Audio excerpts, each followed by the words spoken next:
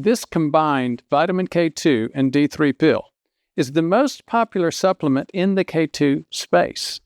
People take it hoping it will remove plaque and calcium from the arteries of their heart. But taking this pill is not what you thought. It's not what you paid for. And depending on how you react to it, it can actually end up being dangerous. I'll tell you why in this video. But don't get me wrong. I recommend both vitamin K2 and D3 supplementation. They're two of our most common recommendations, just not in the same pill. And I'll tell you the benefits of supplementing with K2 and D3, the effect on artery calcification, and whether they can prevent heart attacks. We'll discuss my recommendations, my recommended doses, and new evidence about these popular supplements. It's very interesting. Just remember, these are supplements. Supplements. They don't replace a healthy lifestyle. If you want to avoid a heart attack and live a long and healthy life, you just cannot out-supplement lifestyle, like diet most of all, but exercise, sleep, stress, and some of the other things. So let's get started on K2 and D3. Well, first of all, what is vitamin K2? Well, it's an organic compound, basically just meaning it's got a lot of carbon in it, in the molecule. But that's geeky stuff that we don't need to worry about. It's usually found in animal-based foods. Now, that's something to know, like beef liver, cheese, and egg yolks. And you can find it in fermented foods, like natto and sauerkraut. There are different types of vitamin K2. For example, menaquinones. The menaquinones, there are several of them. There are two that are the most popular, MK4, MK7. In this video, I'm not going to get into that debate between MK4 and MK7, although I tend to lean a little bit towards the latter. They're named after a specific component location on the molecular structure. For you geeks that are wondering, where does MK2, MK7 even come from?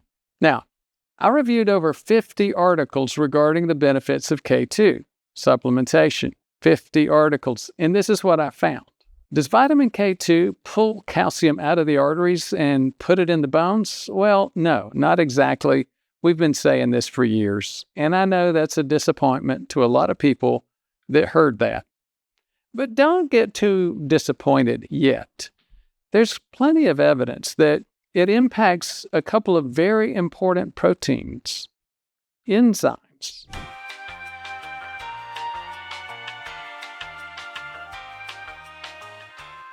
It can regulate the amount of calcium in the blood by binding itself to those enzymes. The first one is matrix GLA protein. Now, it helps reduce arterial calcification. It's an enzyme that does that. Osteocalcin is a protein. It's also an enzyme that helps put calcium into the bones.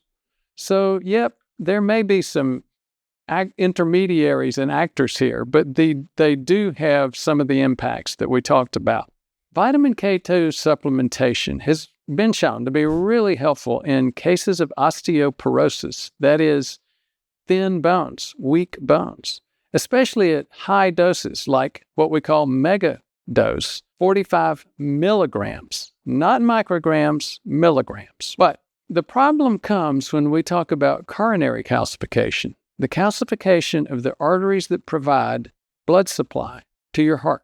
Evidence has not shown without a doubt that calcium in the coronary arteries can actually be reduced with vitamin K2 supplementation, although progression can clearly be slowed down. We do know that. So is that it? Does vitamin K, it does or it doesn't work for cardiovascular prevention? If it doesn't reduce plaque there, then is it helpful?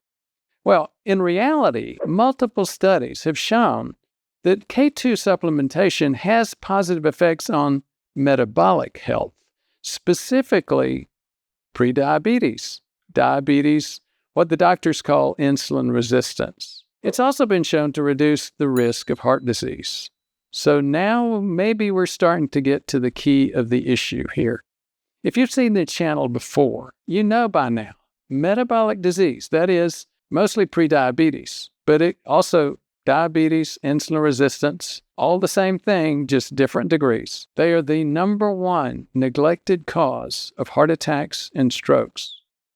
Everybody tends to focus on LDL, quote, bad cholesterol, and forget about the prediabetes that's standing right in front of us. Now, that's why I think vitamin K2 does actually work. Now, let's talk about side effects for a minute. Additionally, vitamin K2 has been shown to be a safe supplement. There is some risk of dizziness, maybe shortness of breath, vomiting. Those have been reported, but usually rare and mild. Some other people have reported some side effects like palpitations, that thumping of your heart.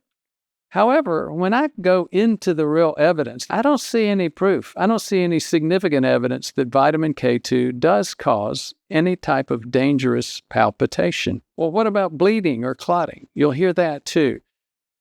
That's the wrong vitamin K. That's vitamin K1, not vitamin K2. It's important not to confuse them. Vitamin K1 was named for the German term coagulation.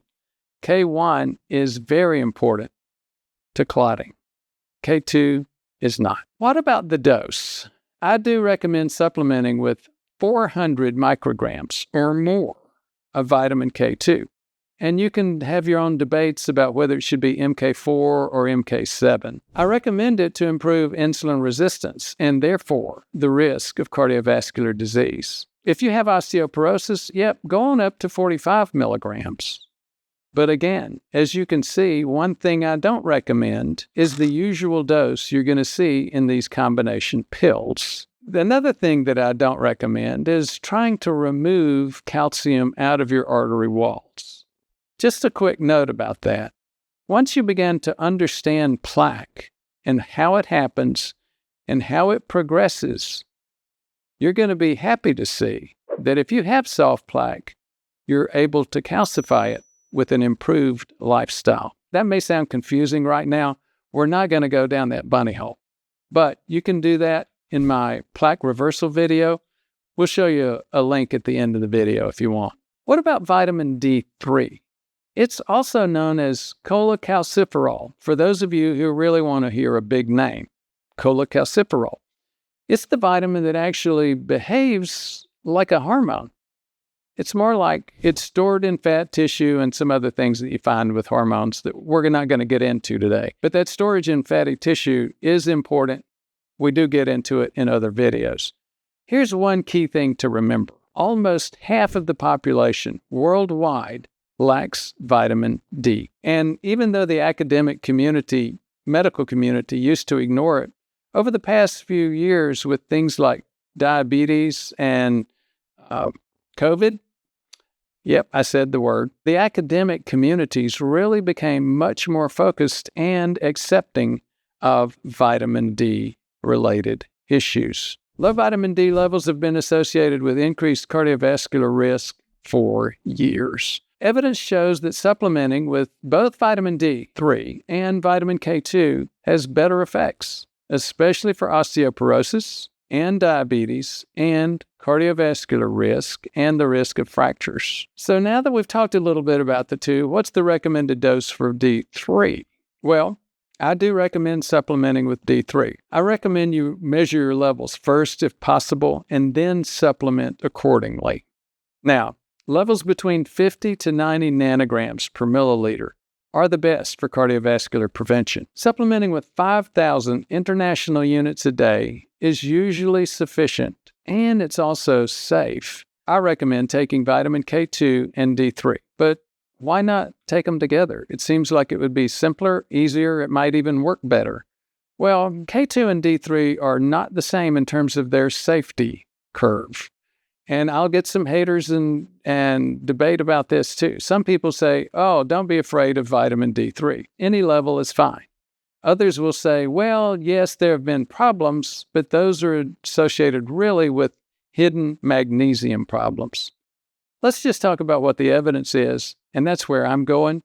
If you want to listen to someone else and listen to maybe logic instead of science, that's your choice. Go ahead. But let's talk about the science as I've seen it. Very high levels of vitamin D3 increase the amount of calcium in your blood and can injure your kidneys. As I always say, test, don't guess. If you take a look at the pill I showed you in the very beginning, hold on just a second, I'll get it. Again, it's one of the most purchased brands of K2-D3. If you look at the label, you see it contains 90 micrograms of K2 and 5,000 international units of D3. So this is probably not going to be a good dose. It may be a good dose of D3 for you, but a totally inadequate dose of vitamin K2. So you bought D3 K2, you're just not getting any benefit from the K2. So let's say you see this video, you decide, okay, well, I'm going to up my dose from 90 micrograms to 400 or at least 360. I'm going to take 4 of these pills. Well, that's going to be good for 360 micrograms of K2. But the problem is, it'll also take you to a dose of 20,000 international units of D3. Some people might say it's fine to take 20,000 every day. I don't recommend that kind of high dose every day. So that's why I don't recommend taking these together. I don't recommend using a K2-D3 combined pill. To me, based on the evidence I've seen, it's you don't get enough K2 or you get too much D3. What do you do then? What's the solution? I just take them separately. You can up your intake of K2 with some of the foods that we've mentioned at the beginning, or just take more K2 pills, but don't take more combined K2-D3. Again, some people won't agree with this.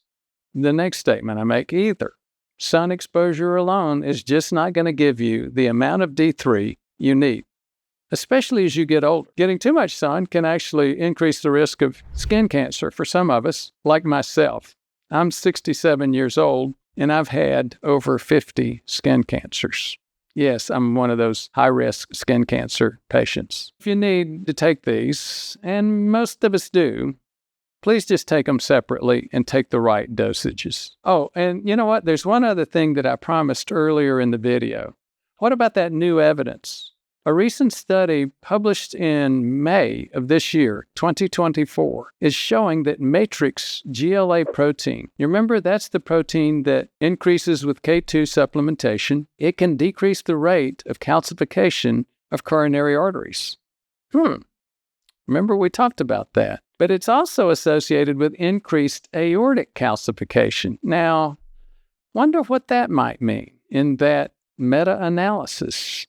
A meta-analysis published in January of this year confirms that vitamin K2 has significant effects on insulin resistance. Again, that appears to be the bigger issue here. It improves a measure called HOMA-IR. Now, those of you who have watched our channel know that HOMA-IR is certainly better than just fasting glucose, which most doctors use to rule out metabolic disease. Neither of them are the best. The best is like a Kraft insulin survey. We're getting into another bunny hole here. HOMA-IR is not too bad, but it's not the greatest. Bottom line is, there was a meta-analysis back in January showing, yes, this is what's going on. K2 helps with prediabetes. That's probably where the cardiovascular benefit is coming from. So as you can see, research is still ongoing, and I will circle back to what I told you at the beginning of the video. Supplements can help, but they can never replace a healthy lifestyle, starting with diet. You cannot out-supplement a diet. You can't out-stint a diet. You cannot even outrun a diet. Diet is king. And one of the most important parts of diet is staying at a healthy body composition of muscle and fat. As we get past age 60, the strength of our muscles becomes more and more important relative to everything else. But again, I'm starting to go down another bunny hole, so let's not do that. You have enough information now, I think, to decide if supplementation with K2 and D3 is good for you. If not, let me know in the comments what we missed. To learn more about coronary calcification, plaque, the risk behind it, you'll see in this video, I think it's going to be here, how I reversed my arterial plaque. Now, to know more about vitamin D3, and if you need to supplement, I think that might be over here somewhere.